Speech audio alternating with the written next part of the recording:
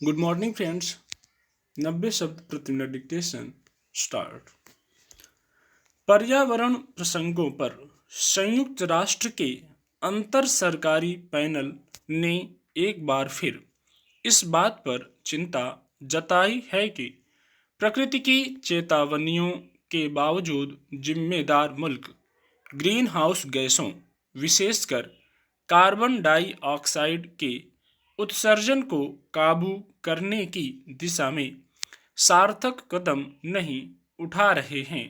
Green house गैसों के बढ़ते उत्सर्जन से बिगड़ते पर्यावरण पर आई इस रिपोर्ट को पढ़ने के बाद संयुक्त राष्ट्र महासचिव एंटोनियो गुतारेस ने यहाँ तक कह दिया कि यह स्थिति बेहद शर्मनाक है। हम पर्यावरण को बचाने की कोरी प्रतिज्ञाएं ही करते हैं, पर कोई ठोस कदम नहीं उठाते, जिसकी वजह से हम एक ऐसी दुनिया की ओर बढ़ते जा रहे हैं जो रहने के लायक ही नहीं होगी।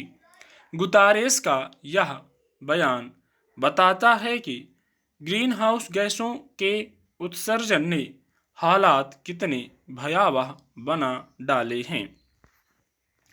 आखिर ग्रीन हाउस गैसें हैं क्या और उनका उत्सर्जन पर्यावरण को इतना प्रदूषित क्यों कर रहा है?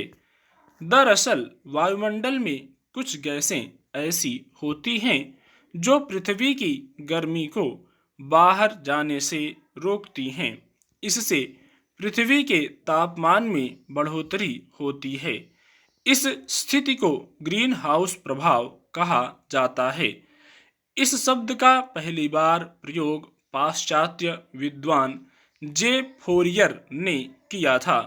एक तरफ ओजोन परत के क्षरण के कारण सूर्य से आने वाला ताप अपेक्षाकृत अधिक निर्बाध तरीके से पृथ्वी तक पहुंच रहा है और दूसरी तरफ ग्रीन हाउस गैसें उस ताप को पृथ्वी के वातावरण से बाहर निकलने से रोककर समूचे परिवेश का तापमान बढ़ाती हैं। पिछले कुछ सालों में इस प्रभाव में हुई अत्यधिक बढ़ोतरी ने दुनिया के संवेदनशील लोगों को स्पंदित किया है और इस बात की आवश्यकता बहुत शिद्दत के साथ महसूस की जाने लगी है कि वैश्विक स्तर पर ग्रीन हाउस गैसों के उत्सर्जन को रोकने के प्रयास किए जाएं।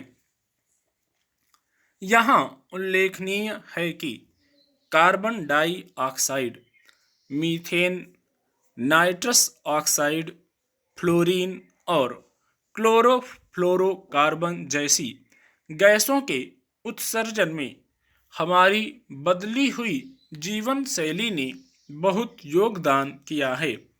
वाहनों के धुएं से लेकर फ्रिज और वातानुकूलन संयंत्रों तक के उपयोग के कारण परिवेश में मीथेन और कार्बन डाइऑक्साइड जैसी गैसों का उत्सर्जन सामान्य से कई गुना अधिक हो गया है।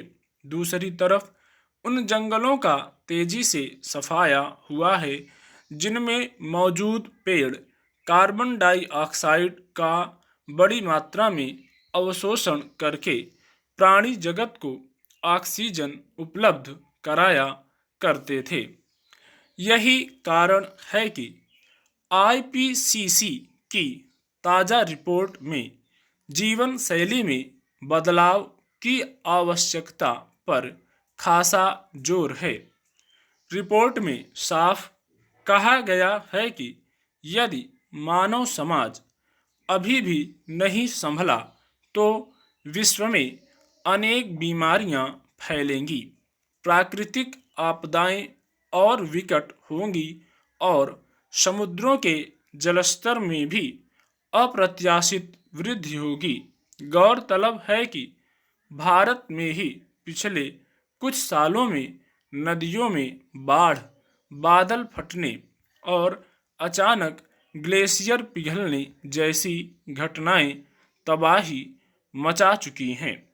पिछले सालों में दुनिया भर में समुद्री तूफानों की आवृत्ति में हुए इजाफे को भी ग्रीन हाउस प्रभाव से ही जोड़कर देखा जा रहा है। स्टॉप।